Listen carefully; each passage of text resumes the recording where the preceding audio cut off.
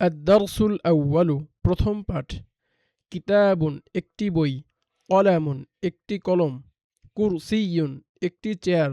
বাইতুন একটি ঘর, বাবুন একটি দরজা,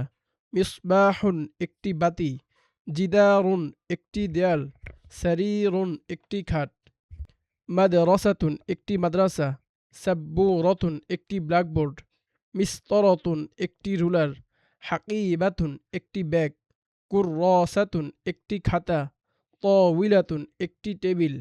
হুজরাতুন গুরফাতুন একটি কামরা, নাফিদাতুন একটি জানালা, কুফলুন একটি তালা, মিফতাহুন একটি চাবি, সুন্দুকুন একটি বাক্স,